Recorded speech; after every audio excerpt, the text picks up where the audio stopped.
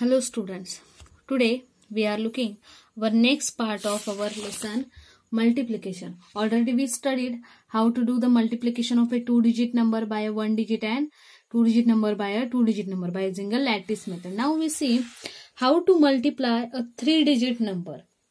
How to multiply the 3-digit number by a 1-digit number.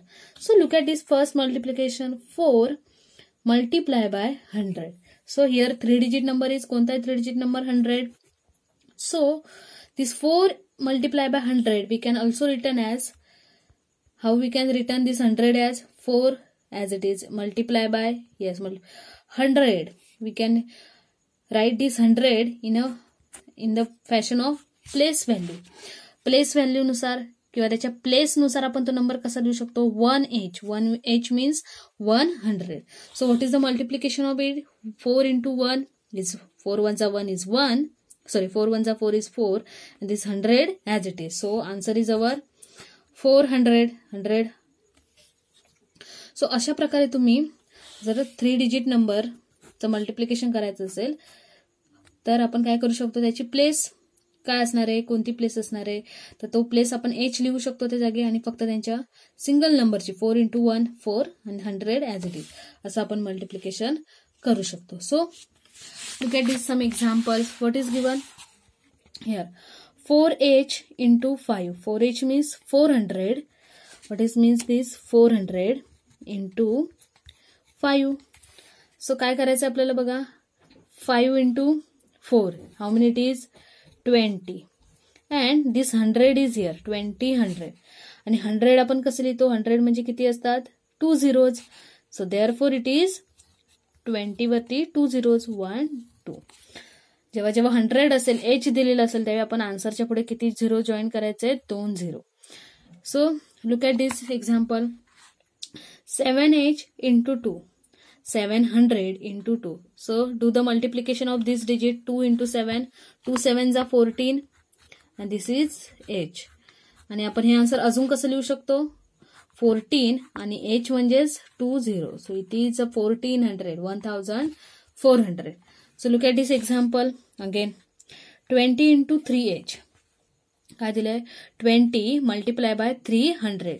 काय करणार आपण त्यांच्या नंबरची फक्त मल्टिप्लिकेशन करणार आहोत. सो 23 जा 60 60 100 आणि हेच आन्सर आपण कसं लिहू शकतो 60 100 ला 60 आणि 100 चे 2 zeros. So answer is 6000. 20 multiply by 300 is answer is 6000 or 60 100. Again look at this example number 10. Here no places are given, म्हणजे 100 वगैरे असं काही दिसतंय की नाही, ओनली नंबर दिले.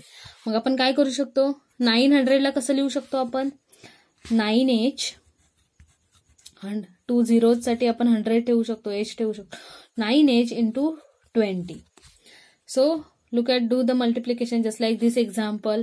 20 into 3h तसंच आहे हे 9h into 29 जा 180 and this 100 as it is 180 100 is equal to 180 and त्याच्यावरती 100 चे 2 zeros. So answer is our 18,900 multiplied by 20 is 18,000. Next look at the example. आपल्याला काय विचारलं इथे, what do we have to do 35 multiply by 200. आपण 35 आहे तसंच लिहिणार, मल्टिप्लाय बाय 200 ला कसं लिहू शकतो 2h आणि 35 2 जा हाऊ मेनी इट इज 35 2 जा इट इज 70 100 70 100 मीन्स 70 आणि त्याच्यावरती 2 zeros 100 चे. So answer is 7000. Now look at this example number 12. What is given, the given us 15 into box is equal to answer is 30,000. 15 ला कोणत्या नंबरने multiply केल्यानंतर आपल्याला 30,000 answer मिळणार आहे. आपण 30,000 ला अजून कसं लिहू शकतो 300 आणि हे 2 zeros साठी आपण काय ठेवू शकतो h ठेवू शकतो. मग असा कोणता नंबर आहे ज्याला आपण 15 ने मल्टिप्लाय केल्यानंतर आपल्याला 300 आन्सर मिळणार आहे.